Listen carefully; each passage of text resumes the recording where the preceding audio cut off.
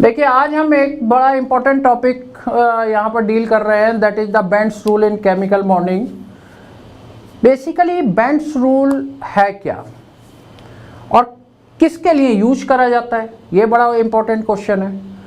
तो ये Bent's rule उन केसेज में यूज करा जाता है जहाँ पर दो डिफरेंट टाइप के हाइब्रिडाइजेशन क्रिएट हो जाते हैं एक ही हाइब्रिडाइजेशन में, या आप कह सकते हैं in other word we can आप कह सकते हैं कि जहाँ भी दो डिफरेंट एंगल होंगे किसी हाइब्रिडाइजेशन में, जहाँ भी दो डिफरेंट एंगल्स होंगे वहाँ पर बेंट्स रूल अप्लाई होगा, वहाँ बेंट्स रूल अप्लाई होगा। अगर एक ही टाइप का एंगल है तो सारे हाइब्रिडाइज्ड एटॉमिक ऑर्बिटल एक ही शेप के, एक ही इलेक्ट्रोनेगेटिविटी के होते हैं, वहाँ बेंट्स रूल अप्लाई नहीं होता है। कि बेसिकली बेंट्स रूल का कहना क्या है कि अगर दो डिफरेंट टाइप के एंगल्स हैं तो दो डिफरेंट टाइप के हाइब्रिडाइज्ड एटॉमिक ऑर्बिटल क्रिएट हो जाएंगे, उनकी इलेक्ट्रोनेगेटिविटी अलग हो जाएगी, उनकी शेप अलग हो जाएगी और उसमें हमें लोन पेयर ऑफ इलेक्ट्रॉन और मोर इलेक्ट्रोनेगेटिव एटम को कहाँ पर रखना है ये बड़ा इंपॉर्टेंट हो जाएगा। ये बड़ा इंपॉर्टेंट हो जाएगा कि हम इसमें लोन पेयर कहाँ रखें और इसमें इलेक्ट्रोनेगेटिव एटम कहाँ पर रखें, तो दो डिफरेंट टाइप की पोजीशन क्रिएट हो जाएंगी। अब देखिए sp हाइब्रिडाइजेशन हम लोग पढ़ते हैं, sp हाइब्रिडाइजेशन में no bent rule is applied. दोनों सिमिलर टाइप के हाइब्रिडाइज्ड एटॉमिक ऑर्बिटल है, 180 डिग्री एंगल है।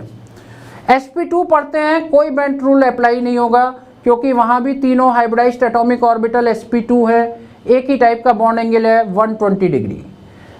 sp3 hybridized atomic orbital, sp3 hybridized atomic orbital चारों एक ही टाइप के हैं, वो चारों एक ही टाइप के हैं, कहीं भी लोन पेयर कहीं भी एटम रखो कोई फर्क नहीं पड़ता, सबकी इलेक्ट्रोनेगेटिविटी सेम है। बेंट रूल अप्लाई होता है specially in case of sp3d hybridization, sp3d hybridization. और इस बेंट रूल के अकॉर्डिंग sp3d हाइब्रिडाइजेशन में लोन पेयर ऑफ इलेक्ट्रॉन किस पोजीशन पे रखा जाए और मोर इलेक्ट्रोनेगेटिव एटम किस पोजीशन पे रखा जाए, ये डिसाइड करता है बेंट्स रूल, ये डिसाइड करता है बेंट्स रूल। इसको थोड़ा हम आगे बढ़ते हैं जरा, फिर हम इस पे आएंगे sp3d पर। sp3d2 की अगर हम बात करें तो sp3d2 में भी सारे हाइब्रिडाइज्ड एटॉमिक ऑर्बिटल सेम होते हैं, सारे एंगल सेम है, कहीं भी रखो। वो हम गलत पढ़ लेते हैं कि एक्सियल पोजीशन पे xef4 में रखा है, वो आप कहीं भी रखेंगे दो तो वही शेप निकल के आ जाएगी, वो 3D में देखोगे वही शेप आ जाएगी। sp3d3 में भी दो डिफरेंट टाइप के बॉन्ड एंगल हैं, वहाँ दो डिफरेंट टाइप के हाइब्रिडाइजेशन है, वहाँ भी बेंट रूल अप्लाई हो जाता है। बेसिकली बेंट रूल को थोड़ा मॉडिफाई करके भी यूज करा जाता है, मैं उसकी भी बात करूँगा, मॉडिफाइड बेंट रूल की। मॉडिफाइड बेंट रूल की, बेंट रूल तो है ही है, बेंट रूल तो केवल 2 पॉइंट है अभी मैं बताने जा रहा हूँ, वो क्यों करा गया उसकी अभी हम बात करेंगे, लेकिन एक मॉडिफाइड बेंट रूल होता है उसको भी देखेंगे कि वो किस तरीके से अप्लाई होता है।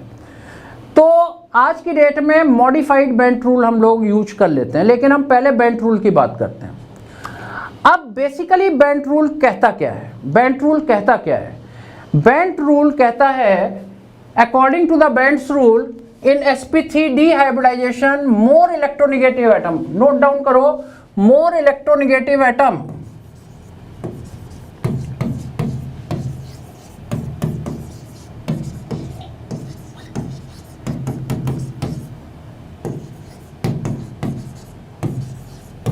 कैप्टॉन एक्सियल पोजीशन क्यों रखा जाएगा, ये भी डिस्कशन का पॉइंट है बेटा, ये भी डिस्कशन करना है, लेकिन इसको देखते हैं। एक तो ये पॉइंट बेंट रूल का है, दूसरा बेंट रूल का पॉइंट है कि loan pair of electron always kept on equatorial position, loan pair of electron always kept on equatorial position, loan pair of electrons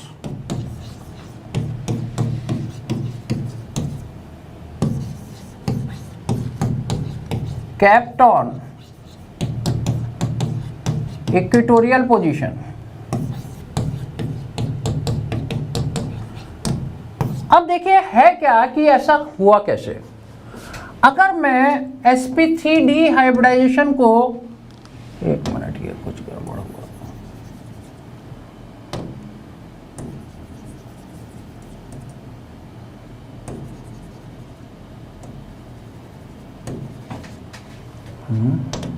उसके बगल वाला सर क्लिक करो, ये है ना, उस पे क्लिक करो, उसके बगल वाला।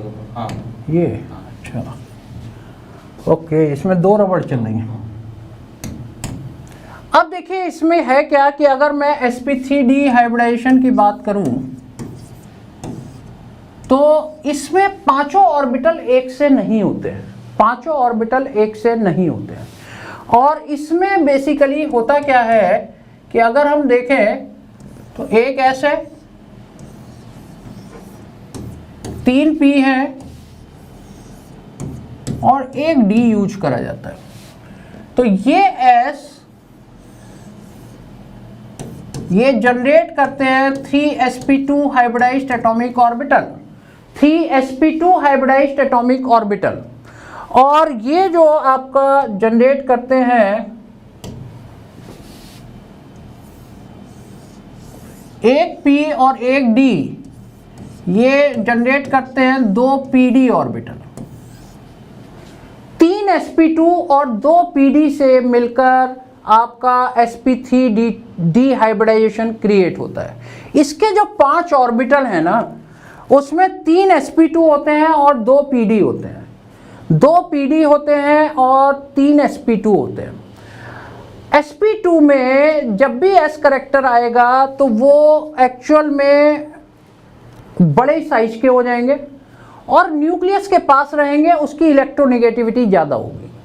और जब p करेक्टर आता है तो वो इलोंगेटेड फॉर्म में आते हैं, इलोंगेटेड फॉर्म में आते हैं, थिन हो जाते हैं, लॉन्गिटिविटी एंड थिननेस आ जाती है, उसमें लंबे हो जाते हैं और थिननेस आ जाती है।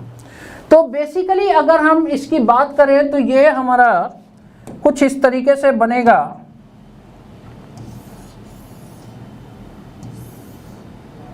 ये 3 तो हो गए sp2, 2 हो गए pd,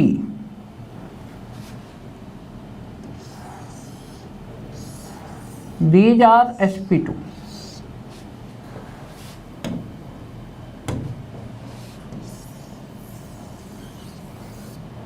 these are pd। pd लंबे हैं, pd लंबे हैं, sp2 छोटे हैं। sp2 की इलेक्ट्रोनेगेटिविटी ज़्यादा है, इलेक्ट्रोनेगेटिविटी ज़्यादा है, pd वाले में कोई s करेक्टर नहीं है, लंबे बॉन्ड है। अब क्यों इलेक्ट्रोनेगेटिव एटम हम कहाँ पर रखते हैं, मतलब एक्सियल पोजीशन पे क्यों रखते हैं, समझिए। एक्चुअल में इलेक्ट्रोनेगेटिव एटम को कैसी जगह चाहिए जहाँ पर इलेक्ट्रोनेगेटिविटी कम हो एटम के पास, इलेक्ट्रोनेगेटिविटी कम हो, इलेक्ट्रॉन की डेंसिटी काफ़ी फैली हुई हो, यानी इलेक्ट्रोपॉजिटिव करेक्टर ज़्यादा हो। इसीलिए ये जो फ्लोरीन एटम है वो यहाँ पर आ जाता है, this is fluorine, this is fluorine. और मान लो मुझे क्लोरीन रखना है तो क्लोरीन को मैं कहाँ रख दूंगा, यहाँ पर रख दूंगा। PCl3F2 का मैंने स्ट्रक्चर बना दिया, PCl3F2 का स्ट्रक्चर बना दिया। Cl is kept on equatorial, more electronegative, always kept on axial position, क्योंकि pd ऑर्बिटल की इलेक्ट्रोनेगेटिविटी बहुत कम है। वो ऐसी जगह है क्योंकि अगर उसे इलेक्ट्रोनेगेटिव के पास पहुंचा दोगे तो वहां तो रिपल्शन होगा ना, 2 इलेक्ट्रोनेगेटिव एटम के बीच में रिपल्शन होगा। इसीलिए मोर इलेक्ट्रोनेगेटिव एटम कहाँ जाना चाहता है, जो लेस इलेक्ट्रोनेगेटिव वाली पोजीशन है। और लेस इलेक्ट्रोनेगेटिव की पोजीशन आपकी कौन सी है, पीडी बॉन्ड, ये लंबे बॉन्ड है और ये छोटे बॉन्ड है, ये न्यूक्लियस के पास है, ये न्यूक्लियस के पास है। अब देखिए क्वेश्चन ये होता है, अभी मैं इस पर बहुत सारी चीज़ें अलग डिस्कस करूंगा, लेकिन पहले आप इसको पहला पॉइंट ये समझिए कि sp3d जो है, sp3d में ये 2 का कॉम्बिनेशन है, 3 sp2 और 2 pd। pd इलोंगेटेड फॉर्म में है और sp2 की इलेक्ट्रोनेगेटिविटी ज़्यादा है, इसीलिए इसकी शेप जो स्ट्रक्चर बनता है वो ट्राइगोनल बाईपिरामिडल बनता है, ट्राइगोनल बाईपिरामिडल बनता है। दूसरी एक बड़ी इंपॉर्टेंट चीज़ और यहीं पर डिस्कस करते हैं कि जो लंबे बॉन्ड होंगे वो आसानी से टूट जाएंगे। आसानी से टूट जाएंगे। और अगर मैंने ये कहा कि PCl3F2 है, इसको मुझे हीट करा, बड़ा इंपॉर्टेंट क्वेश्चन है, अगर मैंने इसको हीट करा तो मुझे क्या मिलेगा? क्या इससे क्लोरीन गैस निकलेगी या फ्लोरीन गैस निकलेगी? हमें यह देखना होगा कि कौन सी चीज एक्सियल पोजीशन पे रखी हुई है।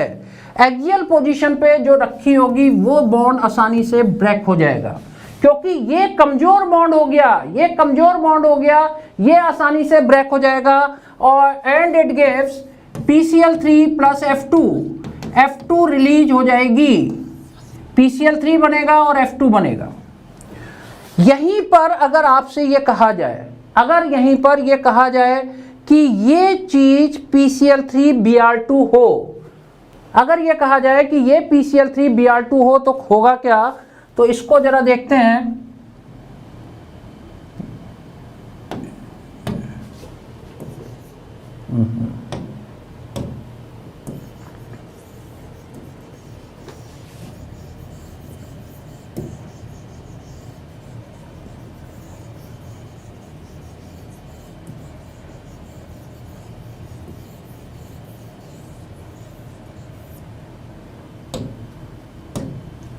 अब अगर ये कह दिया जाए कि ये दिस इज PCl3Br2, तो ये रीजन तो आपकी समझ में आ गया बेंट्स रूल का, कि क्यों हमने मोर इलेक्ट्रोनेगेटिव एटम को एक्सियल पोजीशन पे रखा, क्योंकि उसे लेस इलेक्ट्रोनेगेटिव ऑर्बिटल्स चाहिए। ऑर्बिटल sp2 मोर इलेक्ट्रोनेगेटिव होते हैं। अब इसको अगर मैंने बनाया तो यहां पर Br इज लेस इलेक्ट्रोनेगेटिव, तो ये यहां पर रखेंगे, Cl यहां पर रखेंगे, Cl यहां, Cl यहां। अब अगर क्वेश्चन ये आ जाए कि PCl3Br2 को अगर हम हीट करेंगे, आप आंसर ही नहीं कर सकते अगर आपको पता ही नहीं है, ये कॉन्सेप्ट ही नहीं पता, तो आप तो सीधे लिख दोगे PCl3 एंड Br2। गलत हो गया बेटा, गलत हो गया ये क्वेश्चन। यहां पर आप देखिए, यहां पर हीट करोगे तो कौन सी चीज एक्सियल पोजीशन पे रखी हुई है? Cl एक्सियल पोजीशन पे रखे हुए हैं, और ये बनाएगा PClBr2 प्लस Cl2 गैस को रिलीज करेगा, तो ये आपको ध्यान रखना है इस तरीके से कि एक्सियल पोजीशन वाले बॉन्ड आसानी से ब्रेक होंगे।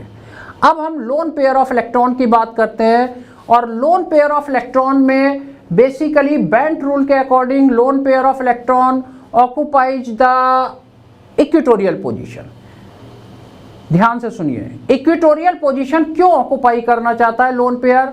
बेसिकली इलेक्ट्रॉन पेयर न्यूक्लियस के पास रहना चाहता है, स्टेबल होने के लिए न्यूक्लियस के पास रहना चाहता है कि टाइटली बाइंड रहे।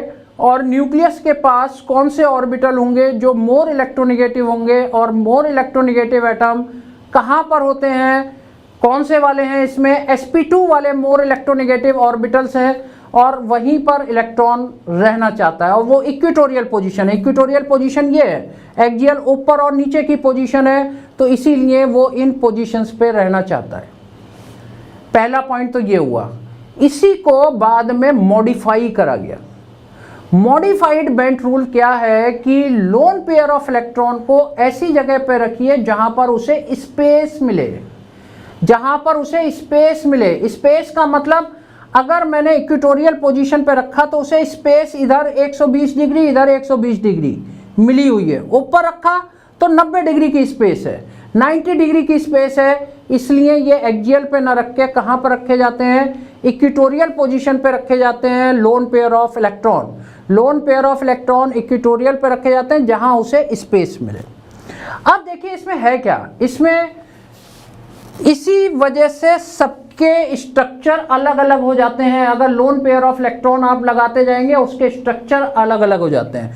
सारे शेप भी अभी हम जरा देखने जा रहे हैं इसको, कि बेंट्स रूल को अप्लाई करते हैं। Lone pair of electron kept on equatorial position. Actual में बेंट रूल के अकॉर्डिंग क्या था कि मोर इलेक्ट्रोनेगेटिव ऑर्बिटल में रखिए लोन पेयर ऑफ इलेक्ट्रॉन को, और मोर इलेक्ट्रोनेगेटिव कौन सा है? जिसमें s करेक्टर ज़्यादा है, यानी sp2 वाले में रखिए, pd वाले में नहीं रखिए। और मॉडिफाइड बेंट रूल क्या है कि इसे ऐसी जगह पर रखिए जहां इसे इसके इधर उधर जगह खाली हो, ज़्यादा से ज़्यादा जगह खाली हो, स्पेस मिल रही हो, रिपल्शन कम से कम हो, तो इसीलिए इक्वेटोरियल पोजीशन पे रखा जाता है। अब मैं इसमें आपको कुछ केसेज यहाँ पर बता रहा हूँ, बड़े इंपॉर्टेंट केसेज हैं और उसे देखते जाते हैं कि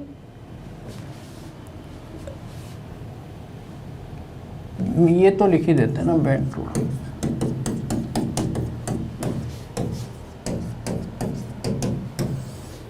बड़े इंपॉर्टेंट केसेज हैं। पहला केस है, एक minute,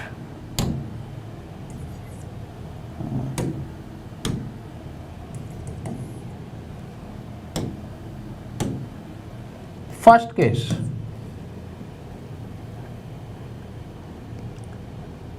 trigonal bipyramidal with no lone pair, कोई लोन पेयर है ही नहीं। जैसे इसका एग्जाम्पल PCl5 है। PCl5 के केस में आप, ये हो गया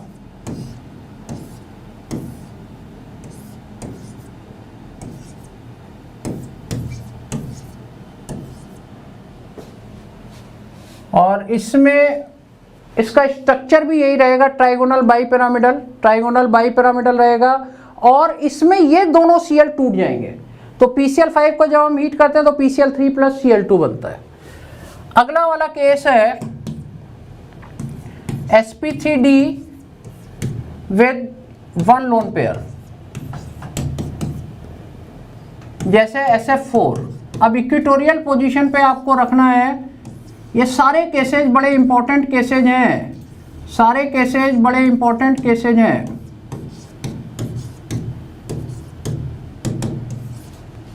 loan pair is kept on equatorial position according to the bent's rule. क्यों रखा लोन पेयर यहाँ पर? क्योंकि इसे 120 डिग्री का एंगल मिल रहा है। इधर रखता तो मैं 90 डिग्री का एंगल मिलता। This is the modified bend rule. और इस केस में जो स्ट्रक्चर बनेगा दैट इज सीसॉ। और थर्ड है sp3d with to lone pair, ये विथ का साइन है। और इसमें ClF3 एक एग्जाम्पल, और ClF3 की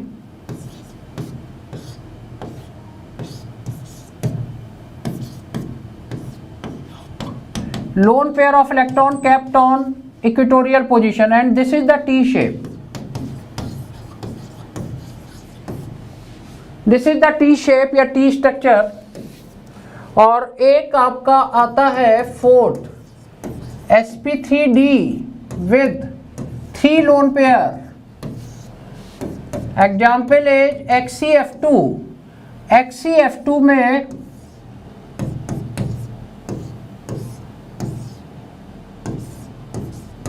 F लोन पेयर,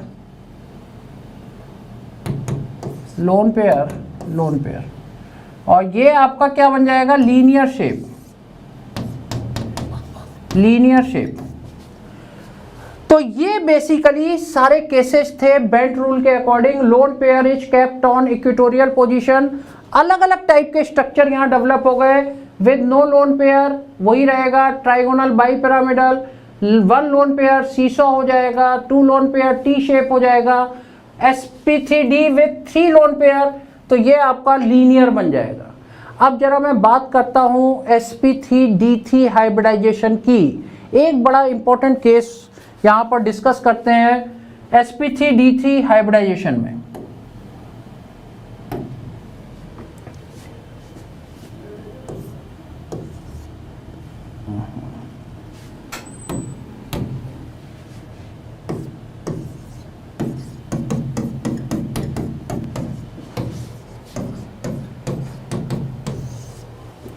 इसमें देखिए एक केस है, जरा तुम लोग भी कर सकते थे। वीडियो रोक के करने की कोशिश करो कि XCF5 निगेटिव में क्या होना चाहिए। XCF5 निगेटिव में क्या होना चाहिए? तो XCF5 निगेटिव में पहले काम हम लोग क्या करेंगे? हाइब्रिडाइजेशन निकालो। हाइब्रिडाइजेशन यहाँ पर जिनॉन, मैंने तरीका क्या बताया है? जिनॉन में कितने इलेक्ट्रॉन? 8 और 1 9, -5, 5 F को यूज करेगा, 4 का मतलब 2 lone pair plus 5 that is 7 means sp3d3 hybridization. sp3d3 hybridization, इसमें भी 2 pd ऑर्बिटल होंगे और 5 sp2d2 ऑर्बिटल होंगे। sp2d2 वहाँ था sp3d में sp2 और 2 pd, यहाँ 2 pd और sp2d2 होंगे 5, पेंटागोनल बनाएगा। अब यहाँ पर इक्वेटोरियल पोजीशन थी हमारी pentagonal, xenon,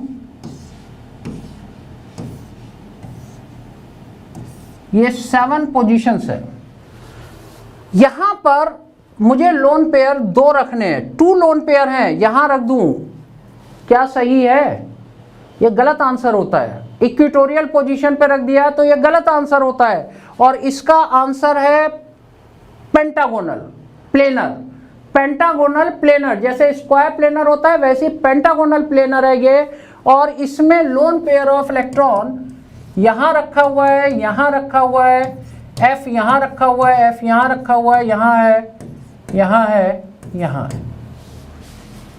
this is pentagonal planar, why it is kept on axial position. मैंने क्या बताया कि मॉडिफाइड बेंट रूल क्या है? मॉडिफाइड बेंट रूल है कि लोन पेयर को खुली जगह में रखना है, खुली जगह में रखना है जहां चारों तरफ एंगल ज़्यादा हो, चारों तरफ एंगल ज़्यादा हो।